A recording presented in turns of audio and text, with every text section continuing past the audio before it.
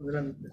Sí, muy buenos días, como siempre, pues siempre es grato y nos da mucho gusto que nuevamente nos acompañen en esta transmisión, en esta producción de este canal de YouTube, donde pues nos planteamos siempre la encomienda valiosa y significativa desde nuestro punto de vista sobre los problemas y los acontecimientos cruciales que atraviesan toda la vida contemporánea, la parte de este siglo XXI, y pues en el que aparecen signos reveladores de que estamos ante una crisis cultural, un reacomodo del capitalismo mundial global en todo el mundo. Y bueno, eso es lo que queremos hoy comentar. Así que empezaría yo por decir que actualmente es del consenso general de todo el mundo que el capitalismo se está reacomodando económicamente, ideológica y culturalmente y socialmente de nuevo.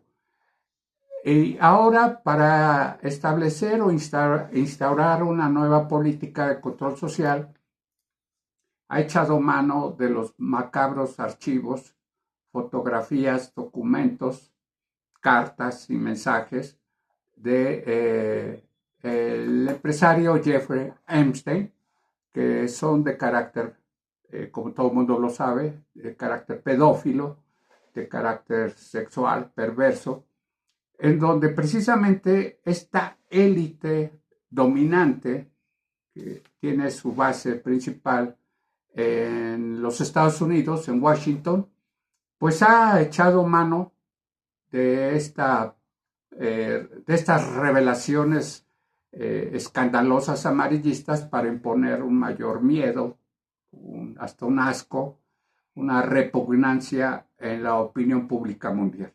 Es otra estrategia más de carácter, repito, capitalista. Y de esto vamos a hablar, de esta pues época de rupturas y desde luego de tinieblas, ¿verdad? Que amenazan con destruir la libertad universal del hombre. De esto vamos a comentar. Pepe, si eres tan Sí, amable. pues donde se menciona un poco eso del recomodo de capitalismo, de todas sus arterias o su estructura. Este, es importante pensar en los cimientos o en las bases del capitalismo que arroja consecuencias. Inclusive he llegado a pensar en las trayectorias del capitalismo, ¿no? Hacia dónde son varias trayectorias del capitalismo que están dando estos resultados de un reacomodo, una nueva forma, una nueva cara del capitalismo.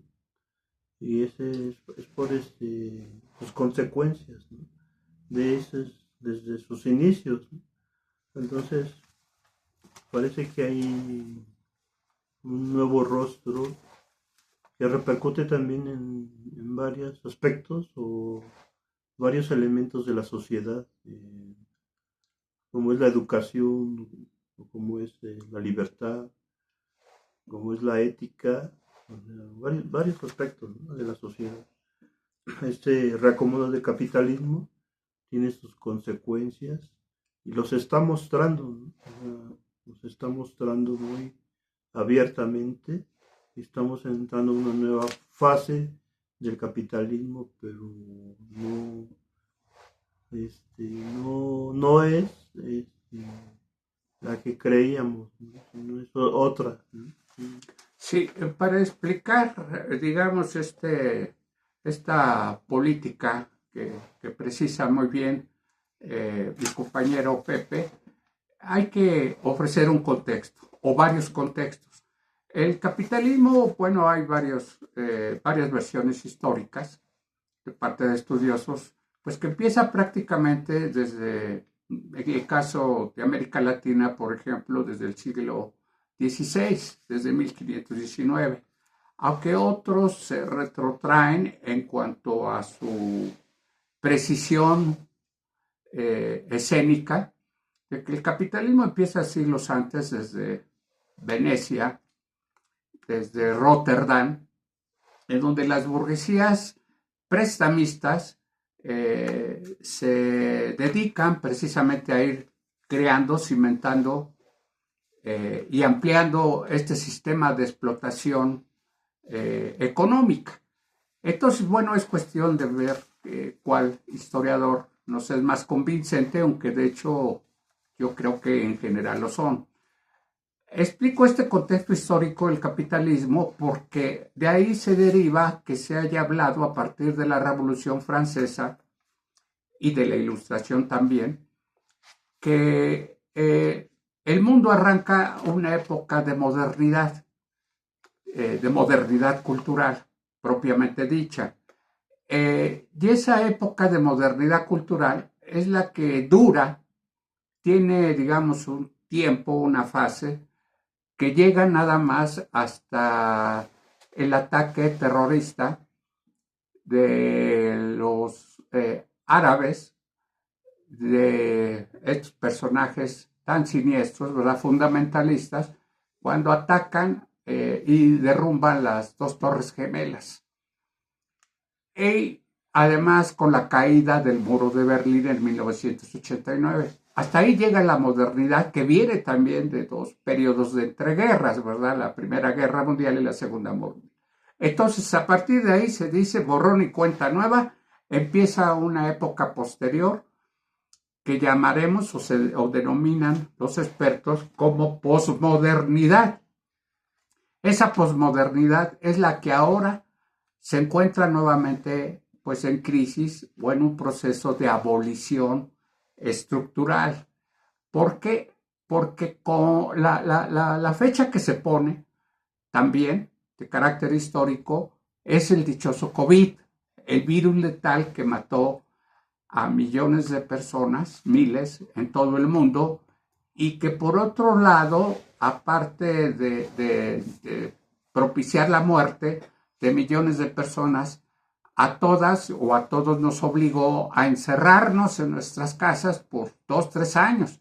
Incluso hay quien habla que las secuelas del COVID, y ahora con una nueva pandemia como la viruela, ya también la posmodernidad se terminó. El problema ahora es qué sigue, cómo se le va a denominar, posmodernidad, o cambiará precisamente el rumbo de la historia, porque también se decretó por parte de Francis Fukuyama, un economista liberal al servicio de los Estados Unidos dentro de la academia, que la historia había llegado también a su punto terminal. No tan solo ya había agonizado, sino que también habría muerto, de muerte natural, entre comillas. Sin embargo, bueno, pues todos estos datos que se encuentran en proceso siempre, renovándose, es más bien lo que el capitalismo ha utilizado como estrategias para precisamente regenerarse, reproducirse de sus estados endémicos, es decir, de sus caídas y recaídas que fueron vistas desde el punto de vista de la filosofía crítica de Carlos Marx, ¿verdad? Que decía que el capitalismo es tan inteligente, es tan sagaz, tan malicioso, que finge un colapso.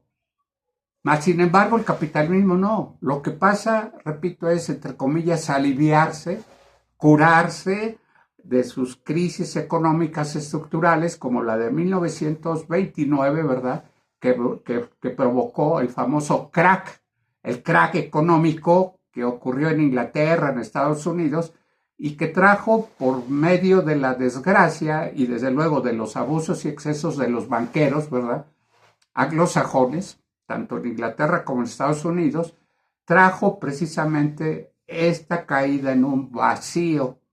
Y, sin embargo, la burguesía nuevamente recuperó el aliento y salió adelante, como hoy nuevamente está saliendo adelante, pero ahora lo está haciendo con engaños, con manipulación mediática, puesto que ellos controlan ya Hasta el año pasado el 60%. Hoy se calcula que ya controlan el 70% de la propaganda mediática de todos los medios de comunicación. Y bueno, hoy incluso ya se están auxiliando con la inteligencia artificial, con el algoritmo y con las plataformas digitales, el TikTok, Instagram, etc. Entonces, todo esto sirve de tal manera para precisamente seguir adelante. Al capitalismo hasta ahorita nadie lo ha podido vencer, nadie lo ha podido erradicar. El comunismo soviético fracasó en su intento y bueno, pues se vino la famosa economía neoliberal del libre mercado, que es el que sigue predominando. Repito, internamente y externamente el sistema capitalista se regenera y pues hasta cierto punto finge que está a punto de desaparecer, pero no desaparece, no ha desaparecido. ¿Cuándo desaparecerá? Nosotros no lo sabemos y creo que muchos tampoco. Aunque muchos piensan, como Marx, porque Marx pensaba que tarde o temprano el sistema capitalista había de caer en un colapso y que en base a ese colapso podría venir el sistema comunista. Así que decía Marx de manera visionaria e inteligente, dejemos que el capitalismo muera finalmente de sus contradicciones dialécticas. Es decir, que en determinado momento el capitalismo ya no va a poder seguir adelante. Es decir, con su sistema de explotación a nivel mundial. Entonces, estos son los tópicos que nosotros vemos desde otra perspectiva, queremos suponer más crítica y más actual. Por eso es que estamos aquí platicando, como siempre, con todas y todos ustedes. Pepe. Pues este recomodo del capitalismo ha trastocado algunos sectores sociales, sectores de la sociedad, como es la educación o el educativo, en donde hace rato el maestro Gulevaldo, fuera de cámara, mencionaba que la educación ya es una educación surrealista, o sea, que es una educación que ya no se le encuentra su forma. Es una educación actualmente totalmente como alterada, o sea, es una educación irreal, demasiado abstracta, ¿no? En donde se refleja, por ejemplo, en la relación del maestro y de los alumnos en las aulas, o se, se muestra o se observa también en el tipo de estudiantes que ahora llegan a las universidades, en qué forma llegan, en qué forma emocional llegan.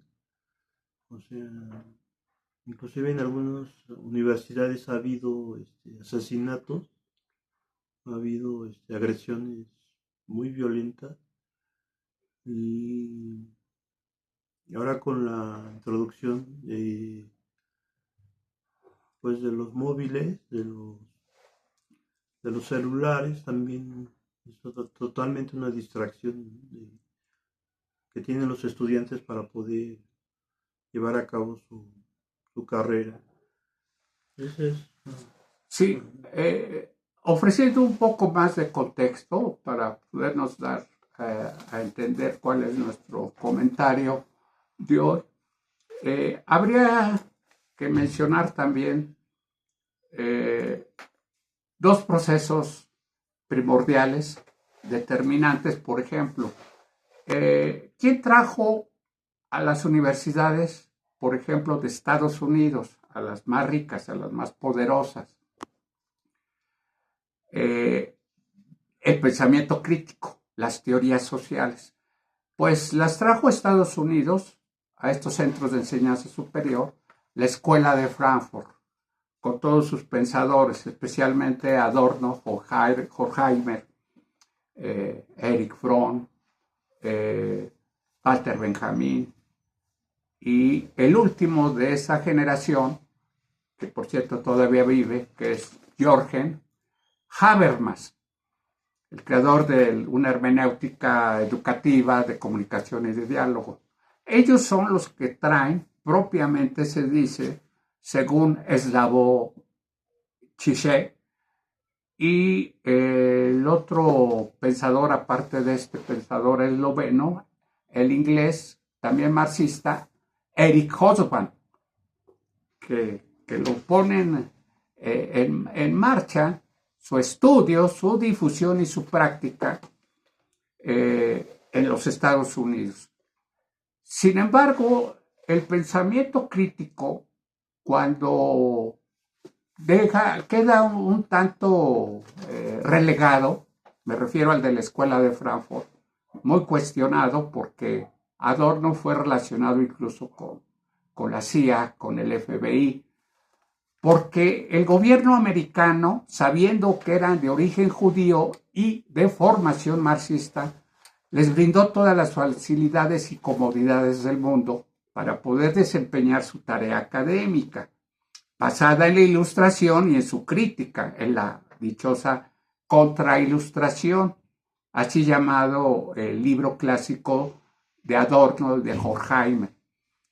Cuando esto ocurre, y que también la Escuela de Frankfurt empieza a decaer, el pensamiento marxista, el pensamiento crítico resurge en Francia, resurge en Europa, a través de pensadores fundamentales como Foucault, como Derrida, como Deleuze, Baudrillard y Lipovetsky. Resurge en Europa, resurge en Francia el pensamiento crítico. Incluso trae también como consecuencias el movimiento tanto anarquista como socialista del movimiento estudiantil de 68 en París, en la Sorbona y en otras universidades. Precisamente ahora el COVID fue el que terminó por desaparecer esas corrientes, porque todos estos pensadores franceses no tan solo publicaron libros en Estados Unidos y en España, sino que también los publicaron pues en otras universidades del mundo. Incluso se llegaron a llevar como materias prácticamente obligatorias en universidades mexicanas y en otras más del continente americano. Pero la posmodernidad cultural, educativa y artística de estos pensadores franceses la vino a sepultar, a derrotar, a diluir en el olvido precisamente la posmodernidad capitalista. De ahí que tengamos que hablar de que ahora, ¿qué es lo que sigue? Si la burguesía anglosajona está empeñada en imponer un nuevo orden mundial, lo está haciendo a través de desaparecer las artes, la educación y la cultura, tal como de manera liberal francesa se entendía, porque para ellos ya no les sirve. Ahora la política de ellos es evangélica, es el fundamentalismo religioso y es obviamente de lucro que no tiene ley ni medida que la contenga. Entonces, esto es lo que incluso se llama cultura en Estados Unidos, woke o woke, ¿verdad? La de la supuesta democracia o de los demócratas, y que bueno, ya incluso absorbieron los propios republicanos, con el propósito de ayudarse con la cultura woke en todas las universidades y en todos los ámbitos del debate público-político, por imponer esta visión reduccionista del mundo, de encerrar la cosmovisión crítica de los grandes pensadores precisamente pues en una especie de leprosario, de basurero de la historia.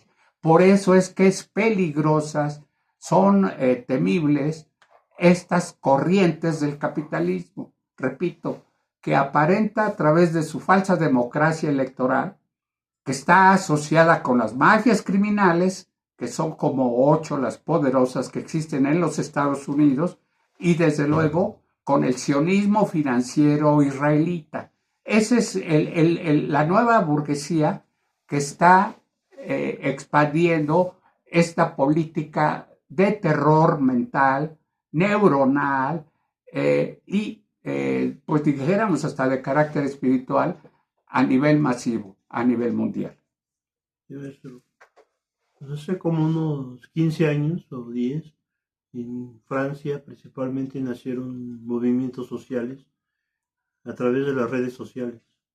Por ejemplo, en el caso de los chalecos amarillos, ellos mismos se organizaron a través de las redes sociales y tomaron las calles. O sea, yo pienso que el internet, el celular, las plataformas, este, todas las que vemos y usamos, tienen como un arma también de dos filos, porque últimamente estoy observando que mucha gente ya está demasiado informada, ya está saturada de información, entonces hay que dar como el siguiente paso, que es la acción, ¿no? O sea, es ya como que empezar a hacer grupos, a organizarse para vertir opiniones, para ya hablar de manera física, porque ¿qué? Las redes sociales crearon movimientos sociales, ¿no? O sea, se salieron fuera de la red social y fueron redes físicas, ¿no? O sea, ese ya es un hecho importante que está sucediendo. O sea, tanta información que hay a diario a través de los celulares, que ya la gente ya está demasiado informada, pero falta dar ese salto a la organización.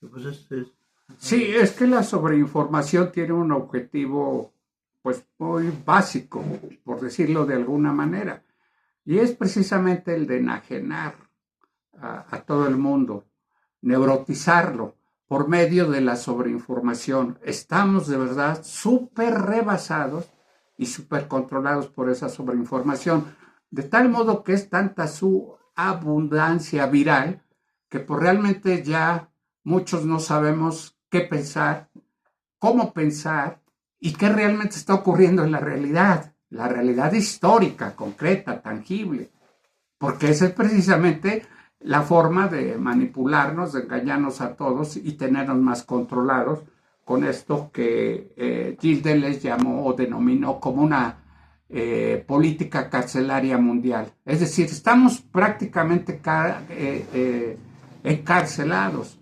metidos en una celda por medio de esta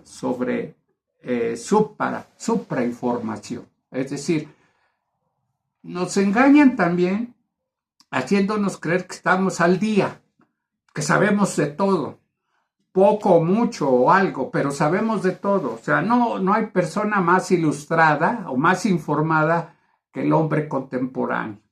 Y eso, repito, eso neurotiza finalmente los cerebros humanos.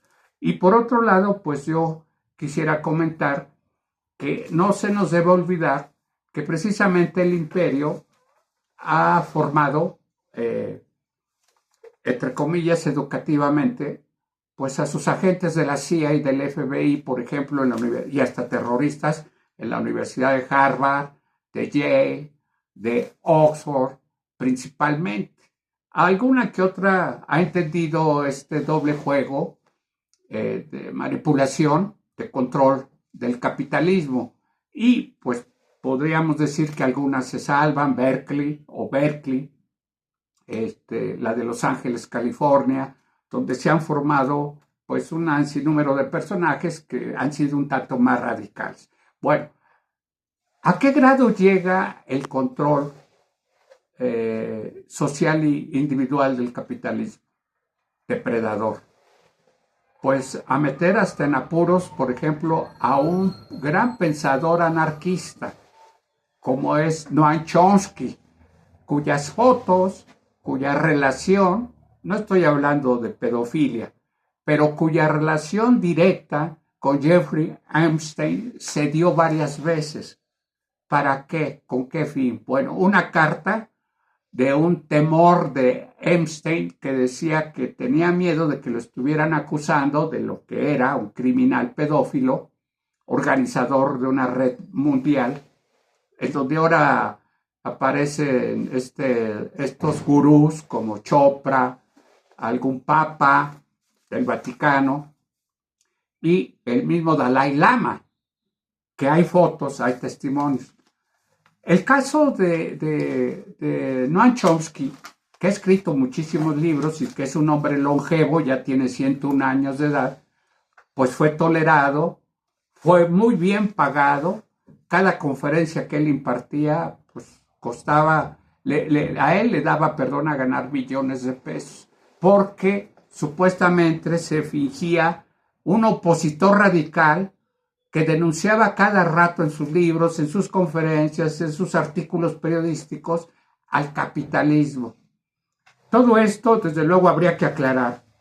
No es culpa del anarquismo, que es una doctrina libertaria que si no está vigente o dominante en el mundo, porque también tiene sus propias contradicciones, y hay decenas de grupos de anarquistas en el mundo, no es culpa, no es responsabilidad que Chomsky haya puesto en duda su calidad moral y su calidad ética como intelectual crítico. Pero ese ejemplo, como seguramente van a surgir otros intelectuales al servicio del poder, están maniatados, están controlados y bien pagados. Así que el pensamiento libertario, entre comillas, de Chomsky, pues a muchísimos seguidores, a muchísimos estudiantes, a muchísimos estudiosos, los llevó a tenerlo prácticamente como un ícono del pensamiento libertario, anarquista. Mas ahora resulta todo lo contrario.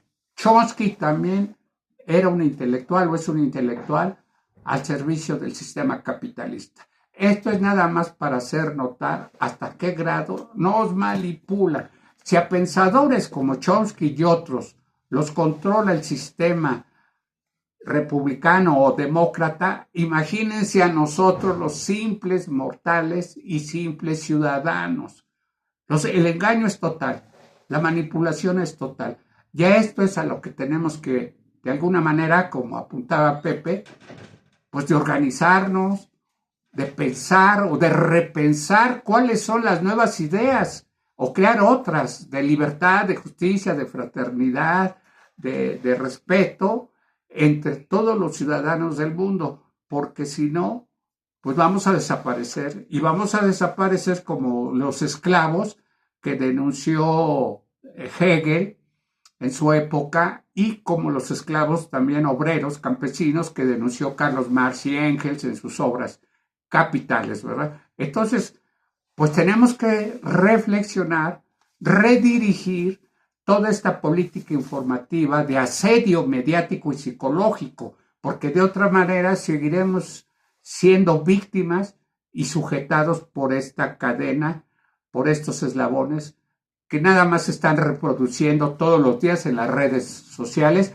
donde por cierto también aparecen con Epstein varios de los dueños de las redes y plataformas digitales. Así que está como que todo lo tienen ellos a la mano, se están despachando con la cuchara grande con nuestra ignorancia, nuestra sobreinformatización, nuestra enajenación, se están aprovechando. Eso es a lo que tenemos que reaccionar de alguna manera. Ese es, desde luego, un punto de vista muy particular.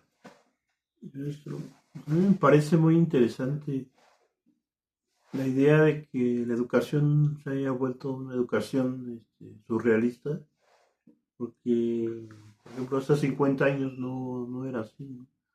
Era una educación real, muy concreta, y que ahora se esté hablando de una educación surrealista, pues es muy interesante esa idea o ese concepto de educación surrealista, porque también si se transforma la educación desfavorablemente, pues también es un elemento menos para poder mejorar a las sociedades, ¿no? O sea, es un punto negativo de que la educación también se esté desintegrando, descomponiendo, ¿no? Hasta esos sectores ya llegó, ya trastocó los efectos del capitalismo, ¿no? Hasta la educación. Sí, ya sepultó para esto la humanista filosofía griega clásica. Ustedes quieren referirse a los presocráticos o sobre todo a Sócrates, a Platón y Aristóteles y desde luego infinidad de ellos como Tales de Mileto o Diógenes. Ya esta filosofía que era humanista, que era profundamente espiritual y que estaba de alguna manera instrumentada pues para crear una ciudadanía de otra naturaleza, de una convivencia más pacífica, más civilizada, repito. Sin embargo, esta ya cambió radicalmente. Ya los programas no tienen este tipo de filosofía, porque educar filosóficamente, interiormente al individuo para un sistema como el capitalista resulta un peligro, una amenaza latente y constante. Por eso es que la desaparece y la convierte en una educación multicultural supuestamente crítica en las universidades norteamericanas y en otras partes del mundo. De tal modo que sus efectos siguen siendo en ese sentido conocimientos abstractos, idealistas, de sueños. ¿De dónde sacó esta cultura o esta educación, perdón, esta pedagogía surrealista? Fuera de la realidad, fuera de cualquier curso histórico, los Estados Unidos principalmente. Pues lo sacó del movimiento vanguardista literario poético del surrealismo encabezado por André Breton en Francia. Así que como dice, así como tal, dice Gilles Deleuze, que Hollywood le robó a Francia el monopolio, la corriente del cine, del séptimo arte, y lo convirtió en una industria, la de Hollywood. Así hizo el capitalismo con el pensamiento basado en los sueños, en Freud, incluso en Trotsky, que también fue un aliado del surrealismo, ¿verdad? De ahí sacó y de alguna manera con sus programas educativos es lo que ha impuesto como una educación irreal, tanto en México como en América Latina como en todo el mundo, ¿eh? O sea, el capitalismo siempre ha aprovechado. Recuérdese, por ejemplo, el pantalón Levi's. ¿Qué era el pantalón Levi's? Era simplemente una prenda exclusiva al uso del obrero. Todo todo el pantalón y todo el overol. Ahora se convirtió, desde hace décadas, y esto lo denuncia Baudrillard en algunos de sus libros sociológicos con respecto a la sociedad de consumo, lo convirtió en el pantalón Levi's. Incluso hasta lo vende todo roto de las rodillas, de las caderas, a las mujeres. Instauró una nueva moda. ¿Por qué? Porque el capitalismo es caníbal. Siempre toma los inventos, las creaciones del enemigo. Es decir, si la clase obrera explotada usaba pantalón, bueno, lo convierto en un símbolo de lujo, de elegancia, de desparpajo entre la juventud. Entonces, así como eso, recuerdes el caso del guerrillero Che Guevara, que se convirtió en una playera. Hoy muchos llevan esta playera por todos lados, hasta la dichosa izquierda mexicana, ¿verdad? Populista, también la porta. Entonces, todos los símbolos que han nacido de la creación de otros procesos o de otros espacios históricos, culturalmente el capitalismo los convierte en suyos y obviamente lucra y los vende. Entonces, repito, el capitalismo siempre ha sido extractivo, extractor, caníbal de todo de aquello que se le oponga, porque además le sirve para eliminarlo, para reducir su espíritu de rebeldía, de insubordinación. Así hizo con el surrealismo, y así hizo con la ropa de los obreros ingleses del siglo XIX hasta la fecha. Así que si usted quiere lucirse con un pantalón Levi's, adelante. Pero ese es producto, los tenis Nike, Adidas, todos son productos capitalistas cuando fueron usados en otros contextos históricos, culturales, educativos. Sí, maestro. Pues ya estamos llegando al final de la plática. Entonces, no sé si quiere agregar algo más, maestro, ya para despedirnos. Algo que me parece muy relevante citar en este caso, de esta distopía, de este caos pornográfico, pornocrático de la clase burguesa anglosajona, ¿verdad? Repugnante, asquerosa, que hoy cínicamente saca a relucir sus sucios trapitos al sol en materia de canibalismo, de crímenes, de explotación sexual, de pedofilia. Subrayar que, sin embargo, no todo está perdido. Es decir, que los ciudadanos actuales, que somos miles de millones en el mundo, todavía tenemos ejemplos vitales. Y esos ejemplos se están dando ahorita en los mismos Estados Unidos. ¿Por parte de quiénes? De los negros, de los migrantes latinos y, sobre todo, de los grupos de anarquistas de jóvenes y de los indígenas. Porque hay muchos indígenas que también viven allá o que también están, digo, de parte en este lado de México o de todo Centroamérica y Sudamérica, que están resistiendo, están luchando por no ser devorados, absorbidos al 100%.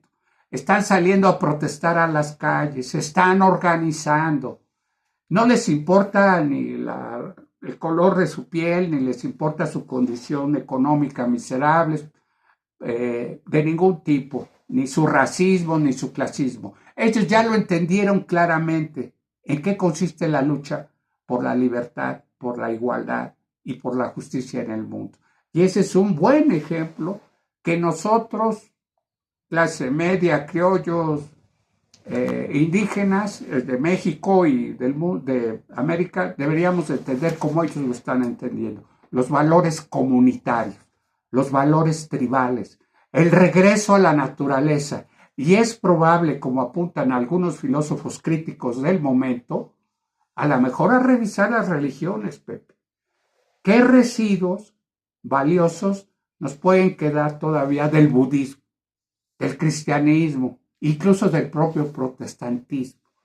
¿Qué residuos de eso podrían ser reprocesados? Porque también si algo está destruyendo el capitalismo es la vida espiritual del ser humano. ¿Cuál es su? ¿Crear nuevas religiones como lo está haciendo ahora la inteligencia artificial? ¿O crear las nuestras? ¿O volver, revisar lo de noble, lo de valor supremo, de carácter espiritual, que muchos siglos ha guiado a la humanidad por ciertos caminos? La conducta ética, la conducta moral, respetable y respetuosa hacia el otro.